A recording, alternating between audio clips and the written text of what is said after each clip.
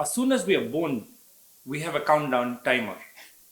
Not many people understand it, and not many people know exactly what are the figures on that countdown timer, but we have a fixed countdown timer.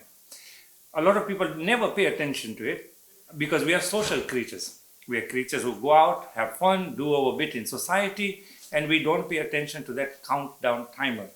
So, what is the proper way to attain a balance between us as being social creatures and us as creatures that we know we have a finite time here on this earth, and therefore we must be looking for higher things like searching for the truth and meaning beyond the everyday existence? That's a really interesting question to explore. You see, religions have lots of dimensions. I mentioned this in the past. Let me just touch on some of the dimensions.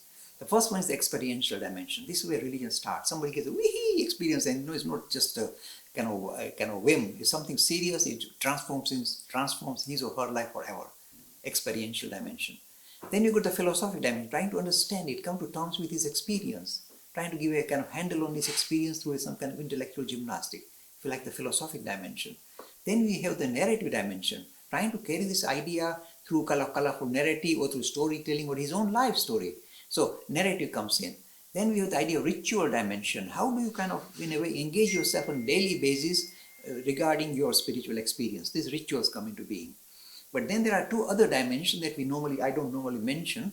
One is ethical dimension, ethical and moral dimension. How does this experience tell us how to lead our lives? Ethical and moral dimension. Again, this must be addressed at some stage. But the final one is a real killer, the social dimension.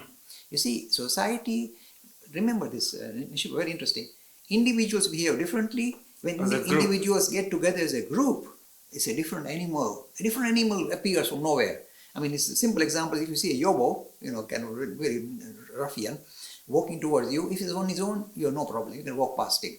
There are 6 of them standing on the corner, and you try and pass nearby, you are asking for trouble. It's not the same yobo. This is a group now. And a group mentality is to either attack you, challenge you, kill you. We've seen this, in lots of kind of fighting that's going on in the world. When they get gathered together, they become a different animal. So society is a different animal from the individuals. So when religious ideas enter society, they will sometimes get seriously diluted, seriously compromised. Reality. So if you live in society, you fulfill your role as a parent, a father, whatever, and then you have to kind of interact with other social members of society, you may in a way compromise your religious ideology. You may have to do that. The society will impose it on you. This is what everybody does, so you have to do it as well. So in a way you start to compromise the deeper vision you have regarding yourself and your spiritual progress. As we are a social animal, we pay this price for being a social animal, and some of these wonderful ideas, I'll give the best example. For example, the law of karma. I keep repeating this because it's important for me to rub it in. Very simple idea saying things are connected. We recognize it. But now you see what happens this. It has made us into fatalist nation. So when things go wrong, rather than say lots of things ganged up against me which were out of my control, so I'm paying a price, I have to roll up my sleeves and come fighting and sort myself. Instead of doing that, we become fatalists. I deserve it, my karma catching. Everybody says, you must have done bad thing in your past, you killed a cow in your past, life catching up with you now. And you believe stuff like that. So instead of saying things have ganged up against me, let me roll up my sleeves and come fighting, become kind of more active in the way you lead your life. You become very passive, laid back.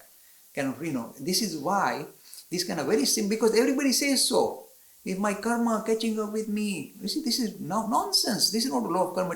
But society has said this is the way they want to interpret it. So this is the way to console yourself when things go seriously wrong for you. But this is purely a social ploy. It is not true. But because society says it, you swallow it and you get caught up in the same issue. That is again when you see big difference between have and have nots in India. I keep repeating this. And very simple. You get the society say, don't worry, Mr. Lakhani, they deserve it in the past life, they did something bad. We know it's not true. Things gang up because of nothing to do with the poor person. And we need to, our law of karma says, do something for this person who's struggling rather than turn your back on it. So the big difference we have in have and have nots is a social problem. Because society allows for it, finds a way of getting away from trying to resolve the issue. They say, they've done bad things in the past life. It's nonsense. So if you like, this is the compromise society imposes on us, and unfortunately we play ball with it.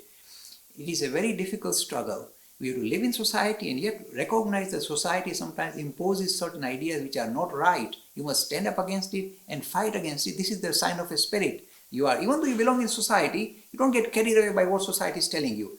That is the way I would like you to, lead your social life.